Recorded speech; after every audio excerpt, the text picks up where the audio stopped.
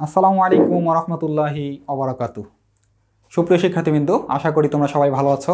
এই শীতের সময়ে সবাই সাবধানে থাকবে।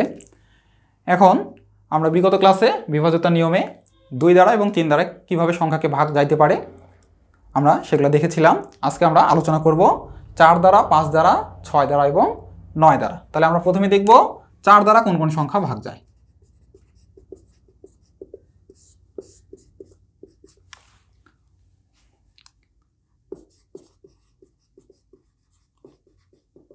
কোন সংখ্যার একক ও দশক স্থানীয় অঙ্ক। একক ও দশক মানে আমরা যে সংখ্যাটা লিখব সেটা কি ডান দিকের দুইটা, এই দুইটাকে দেখতে হবে। তাহলে কোন সংখ্যার একক ও দশক স্থানীয় অঙ্ক দ্বারা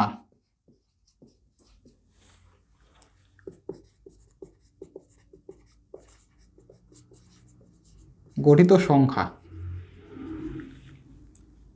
4 এর গুণিতক সংখ্যা হলে, তাহলে 4 এর গুণিতক কিংবা 4 দ্বারা বিভাজিত হলে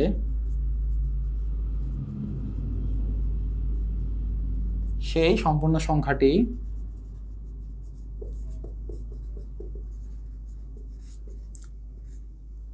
4 দ্বারা বিভাজিত হবে। একটু হিজিবিজি লাগতে পারে, উদাহরণ দিলেই ক্লিয়ার হয়ে যাবে, সমস্যা নাই। তাহলে কোন সংখ্যার একক ও দশক স্থানীয় অঙ্ক দ্বারা গঠিত সংখ্যা, তার মানে আমাদেরকে সবার ডান দিকে দুইটা দেখতে হবে। এটা যদি কি হয় 4 এর গুণিতক সংখ্যা, মানে 4 এর ঘরের নামতা পড়ে যদি ওই সংখ্যা দুইটা যে আমি নিলাম যদি 4 এর ঘরের নামতা পড়ে ওরা আসে বা 4 দ্বারা বিভাজিত হয়, মানে 4 দ্বারা ভাগ যায়, তাহলে সেই সম্পূর্ণ সংখ্যাটাই 4 দ্বারা বিভাজিত হবে। যেমন আমি যদি একটা সংখ্যা নিলাম 124, তাহলে এখানে একক ও দশক স্থানীয় অঙ্ক মানে 4 এবং 2 একক দশক, গঠিত সংখ্যা কত 24। 4 এর ঘরের নামতা পড়ে তো 24 আসে, তার মানে 124 সংখ্যাটা 4 দ্বারা বিভাজিত হবে। যদি ভাগ দিয়ে দেখি 4 ভাগ 124, তাহলে প্রথমে 3 বার যাবে, 3 4 12, এরপরে এখানে 4 নামলো, 4 একে 4। আচ্ছা, আর একটু বড় সংখ্যা নেই, মনে করেন আমি এখানে নিলাম 1 2 3 4 5 6 নিলাম। তাহলে দেখেন এখানে একক এবং দশক স্থানীয় অঙ্ক দেখেন 6, এখানে 5, গঠিত সংখ্যা 56। 4 এর ঘরের নামতা পড়ে কি 56 আসে বা 4 দ্বারা কি 56 ভাগ যায়? যায়। 4কে আমরা 14 বার গুণ করলে 56 পাই, 4 14 56। সুতরাং যেহেতু একক এবং দশক স্থানীয় অঙ্ক দ্বারা গঠিত সংখ্যা 4 এর গুণিতক সংখ্যা হয়েছে, এই পুরো সংখ্যাটা 4 দ্বারা অবশ্যই ভাগ যাবে বা বিভাজিত হবে। আমরা একটু ভাগ দিয়ে দেখে নেই। তাহলে 4 ভাগ 1 2 3 4 5 6।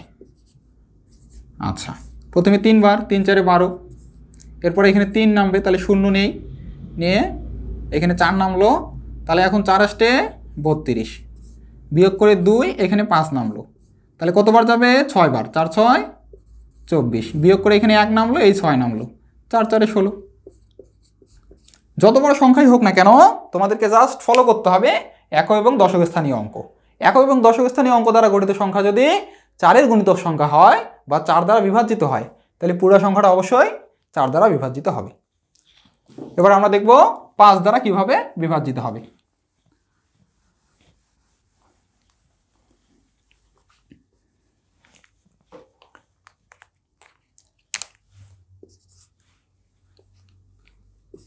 এটা সহজ নিয়ম, খুব সহজে এটা মনে রাখতে পারবো, কিন্তু খুবই দরকারি একটা নিয়ম। এটাতে জাস্ট আমাদের একক স্থানীয় অঙ্কটা দেখতে হবে। 4 এর বেলায় একক দশক দুটাই, আর 5 এর বেলায় শুধুমাত্র একক স্থানীয় অঙ্ক। তাহলে কোন সংখ্যার একক স্থানীয় অঙ্ক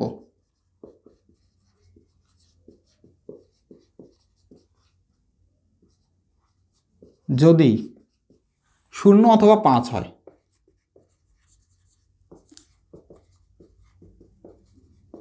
তাহলে সেই সংখ্যাটি 5 দ্বারা বিভাজিত হবে।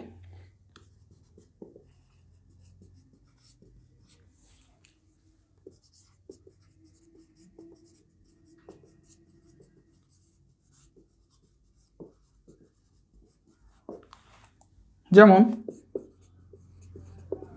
লিখবেন সংখ্যা নিলাম 2 3 8 9, এখানে জাস্ট একটা 5, আবার এখানে যদি আমি নেই 4 8 0 7, এখানে একটা 0, জাস্ট এই একক স্থানীয় অঙ্কটা 0 বা 5 হওয়ার কারণে আপনি যতই নেন না কেন এই যে 30, 35 যে সংখ্যাগুলো আছে আমাদের, 40, 50, 55, যাই বলেন না কেন, এই একক স্থানীয় অঙ্কটা 0 বা 5 হওয়ার কারণে এই সংখ্যাগুলো অবশ্যই 5 দ্বারা বিভাজিত হবে। যে কোনো একটা সংখ্যা আমি ভাগ দিয়ে দেখাচ্ছি এখানকার মধ্যে। প্রথমটাই দেই, 2, 3, 8, 9, 5। তাহলে 5 ভাগ 2, 3, 8, 9, 5 যাবেই যাবে, সমস্যা নাই। তাহলে 4 5 20, 3 থাকলো, 8 থাকলো, 5 7 35, আবার 3 নামলো, এখানে 9 নামলো, আবার 5 7 35, তাহলে 4 নামলো, এখানে 5 নামলো, 5 লং 45, যাবেই, চিন্তার কিছু নাই। তাহলে আমাদের জাস্ট দেখতে হবে কি, একক স্থানীয় অঙ্ক এটা যদি 0 বা 5 হয় তাহলে অবশ্যই সেই সংখ্যাটা 5 দ্বারা বিভাজিত হবে। তাহলে একক স্থানীয় অঙ্ক আমরা কয় ক্ষেত্রে দেখব? 2 ক্ষেত্রে। একটা হচ্ছে 2 দ্বারা যখন ভাগ দেব, আর একটা হচ্ছে যখন 5 দ্বারা ভাগ দেব। তাহলে 2 দ্বারা ভাগ দেওয়ার ক্ষেত্রে দেখতে হবে কেন, যদি একক স্থানীয় অঙ্কটা 0, 2, 4, 6 কিংবা 8 হয় তাহলে সেই সংখ্যাটা হয় জোড় সংখ্যা, আর জোড় সংখ্যা হলে তো 2 দ্বারা ভাগ যাবেই। আর যখন 5 দ্বারা ভাগ দেব তখনও কি একক স্থানীয় অঙ্কটাই দেখতে হবে। যদি এটা 0 বা 5 হয় তাহলে তো অবশ্যই কি যাবে, 5 দ্বারা ভাগ যাবে। এখন আমরা দেখব 6 দ্বারা। যারা 2 এবং 3 এর নিয়মটা বুঝেছ তারা সহজেই 6 এর নিয়মটা বুঝতে পারবে।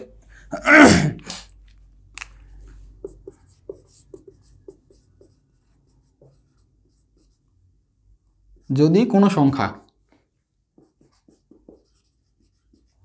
একই সাথে 2 এবং 3 দ্বারা বিভাজিত হয়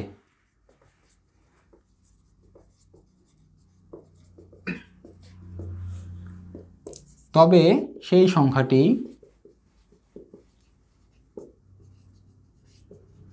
6 দ্বারা বিভাজিত হবে।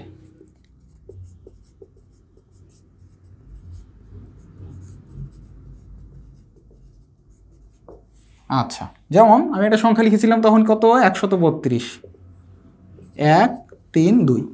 দেখেন 6 দ্বারা ভাগ যেতে গেলে অবশ্যই 2ও ভাগ যেতে হবে, 2 দ্বারাও ভাগ যেতে হবে এবং 3 দ্বারাও ভাগ যেতে হবে।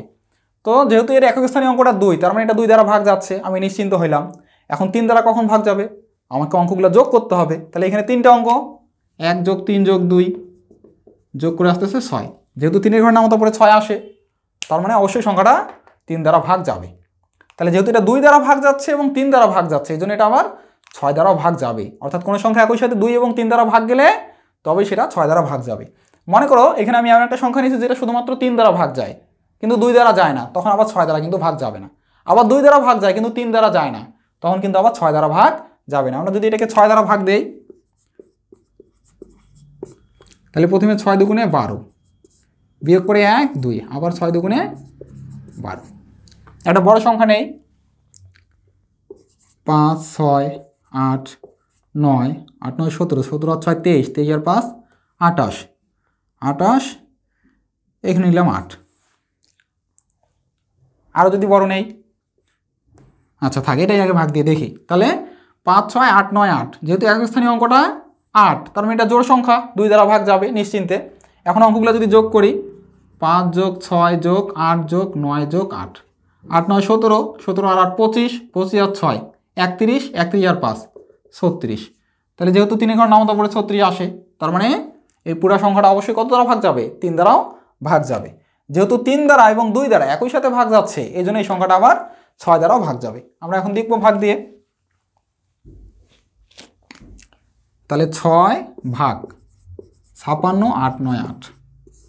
তাহলে এখানে 56 9 বার যাবে, 6 লং 54, 2, 8 কয়বার যাচ্ছে, 4 বার, 4, 6, 24, বিয়োগ করে 4 নামলো, এখানে 9 নামলো, 49, তাহলে 8 বার যাবে, 6 × 8 = 48, বিয়োগ করে 1, এখানে নামলো 8, 3, 6, 18।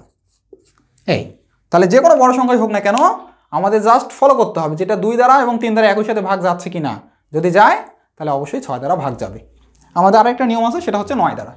9 দ্বারা এবং 3 দ্বারা একই নিয়ম, অর্থাৎ কোনো সংখ্যার অঙ্কগুলোর যোগফল যদি 9 এর গুণিতক সংখ্যা হয় বা 9 দ্বারা বিভাজিত হয় তাহলে সেই সংখ্যাটা 9 দ্বারা বিভাজিত হবে।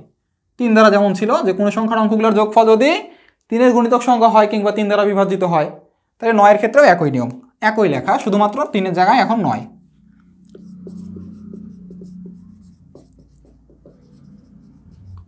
কোনো সংখ্যার অঙ্কগুলোর যোগফল।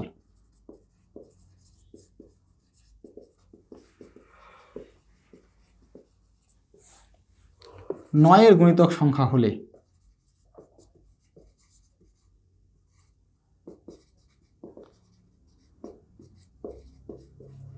কিংবা 9 দ্বারা বিভাজিত হলে ওটাও লেখা যাবে, সমস্যা নাই। তাহলে সেই সংখ্যাটি 9 দ্বারা বিভাজিত হবে।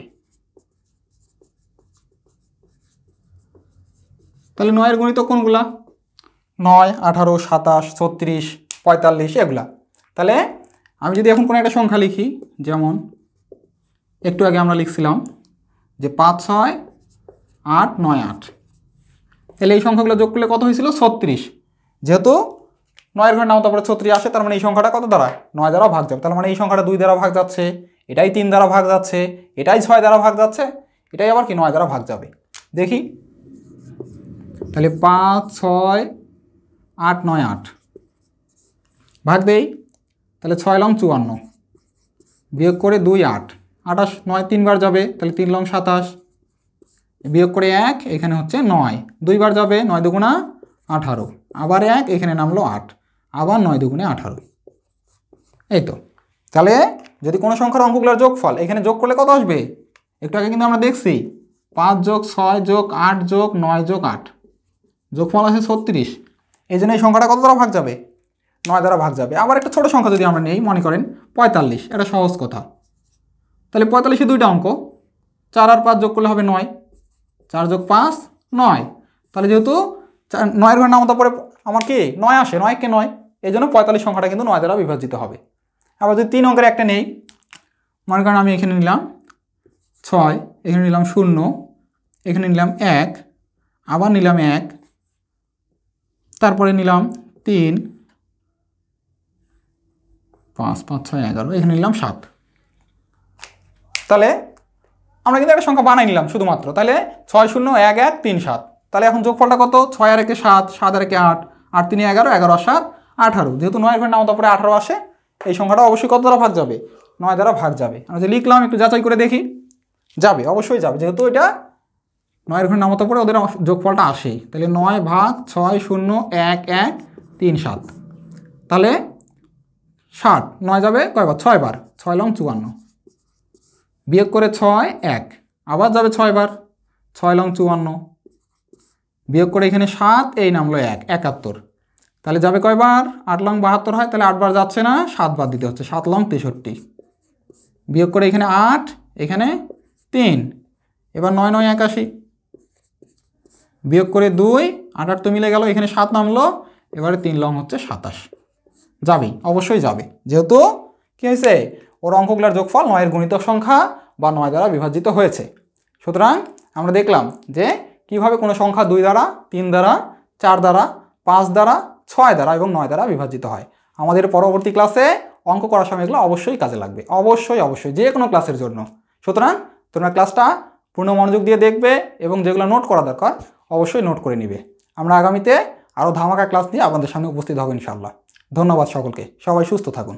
আর শিক্ষার্থীরা, তোমরা যদি কোনো অঙ্ক, আমরা এখন পর্যন্ত তো বেসিকগুলো নিয়ে আলোচনা করতেছি, অঙ্কে সেরকম যাই নাই, যদি তোমাদের কোনো কিছু বুঝতে সমস্যা থাকে তোমরা অবশ্যই আমাদের কমেন্ট করে জানাবে।